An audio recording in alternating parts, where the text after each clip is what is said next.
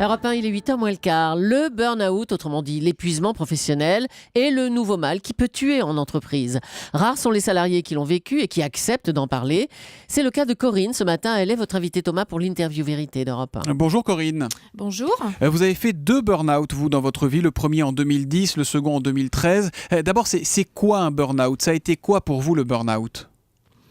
Le burn-out, c'est un épuisement général. C'est le mental qui dit au corps lève-toi et marche, et le corps qui répond va te faire foutre. Excusez-moi d'être vulgaire, mais c'est ça. Faut le vivre pour le croire. C'est le corps qui répond plus. Et quand est-ce que vous avez senti, Corinne, que c'était pas un simple coup de fatigue, un coup de déprime, comme ça arrive à tout le monde finalement ? En fait, j'aurais dû m'écouter avant, parce que j'ai eu des signes avant-coureurs. C'était quoi ? Le premier, ça a été une rupture de tendon d'Achille en 2008. Donc un pépin physique. Un pépin physique, ouais. Et puis bon, voilà, tendon d'Achille, c'est pas rien. Hein, si vous allez chercher ce que c'est dans du décodage biologique. Et qu'on connaît un peu le mythe autour d'Achille, c'est le tendon d'Achille, c'est une cheville. Si vous avez une cheville qui est cassée, vous tenez pas sur vos deux jambes, vous pouvez rien faire. Mais à ce moment-là, vous vous rendez pas compte qu'il y a un vrai problème ? Est-ce que c'est d'un coup, du jour au lendemain, que tout s'effondre ? Oui, parce que j'ai eu le tendon d'Achille qui a été suivi d'une algodystrophie que j'ai pas voulu écouter non plus. Ensuite, j'ai fait plusieurs malaises, puis des malaises graves, avec hospitalisation. On pensait que c'était infarctus. Ensuite, on a pensé que c'était embolie pulmonaire. Voilà. Et puis, en 2010, un jour, alors que j'étais au volant de la voiture, j'étais en train de doubler un camion. J'ai fait un malaise. J'ai senti le malaise monter. C'est le mental qui m'a permis de terminer de doubler et de me garer sur le côté.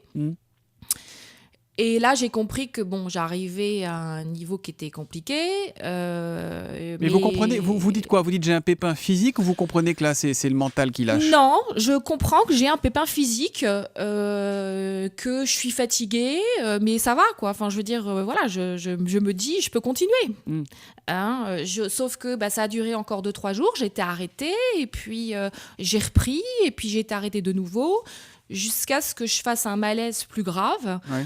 En arrivant chez ma thérapeute, et elle m'a dit maintenant là ça stop. Elle a diagnostiqué tout de suite. Les médecins que vous avez vus, évidemment, ont eu du mal quand même à faire le lien entre votre activité professionnelle, votre suractivité professionnelle et vos pépins. Ouais, les médecins ont du mal, mais comment peuvent-ils faire un diagnostic en 15 minutes ? Mon interrogation, elle est là. Moi, j'ai eu de la chance d'avoir une amie qui s'est inquiétée pour moi et qui a mis sur mon chemin un médecin génial qui a pris le temps de venir chez moi, Et il vous a dit quoi ? En fait, il m'a écouté d'abord pendant 2 heures, ce médecin, et au bout de 2 heures, il m'a regardé et il m'a dit écoutez, vous êtes en train de crever à petit feu, mais vous êtes en train de crever. Et ce qui vous arrive, c'est que vous êtes en train de faire un burn-out. Et qui est responsable de vos burn-out ? C'est vous ou c'est votre employeur, votre entreprise ? C'est les deux. C'est les deux. C'est moi de ne pas avoir su écouter les mots qui m'arrivaient, et de ne pas avoir su écouter mon corps qui me parlait, et l'entreprise qui en veut toujours plus, qui nous en remet sur le dos. Mais j'ai envie de dire, c'est un amalgame, parce que on n'a pas le droit d'être fragile en entreprise. C'est une maladie honteuse aujourd'hui ? C'est une maladie honteuse, pas que dans l'entreprise, dans la société en général. Parce que moi la première, parce que l'ego d'abord, c'est une bataille avec l'ego. Quand on est un bon petit soldat, parce que ça c'est le profil de celui qui tombe en burn-out, et donc moi j'en faisais partie, de la personne qui est bonne élève, qui prend, qui sait pas dire non, et qui prend encore, et puis qui a une grande capacité de travail, et qui veut un travail qualitatif, et qui va tout faire pour délivrer son travail en temps et en heure, etc. La personne qui tombe, d'abord, elle n'accepte pas. Donc moi, j'étais là-dedans. Je n'acceptais pas que j'étais en train de tomber. C'est le déni, on n'en parle pas, on ne veut pas en parler à ses proches, on veut pas en parler. On veut montrer qu'on est solide. Dernière question, Corinne. Il y a des députés qui veulent faire du burn-out une maladie professionnelle. En quoi ce serait important au regard de votre expérience, de votre vécu ? Ce serait important parce que le besoin d'être reconnu. Le besoin d'être reconnu parce que moi dans mon cas j'ai fait 2 burn-out à suivre dans la même boîte, même si j'avais changé de boulot, j'y serais restée, je serais plus là. Et qu'aujourd'hui, j'ai négocié, ça m'a demandé beaucoup d'énergie, j'ai négocié une rupture conventionnelle, mais ça veut dire qu'il faut pouvoir avoir l'énergie pour se reconvertir.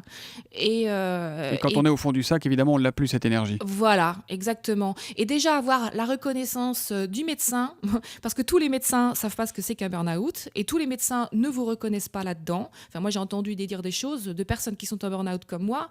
Enfin, c'est hallucinant.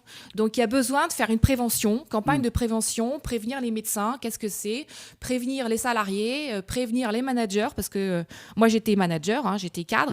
Et faire beaucoup de pédagogie, évidemment, on l'a entendu ce matin. Merci beaucoup, Corinne, d'avoir été en direct avec nous sur Europe 1. Vous êtes la preuve, et c'est encourageant, que l'on peut sortir d'un burn-out, et même de 2, et qu'il faut savoir en parler. Merci également à Lionel Gougelot, qui était à vos côtés à Lille pour la réalisation de ce duplex. Merci et bonne journée, Corinne. Je vous en prie. Au revoir.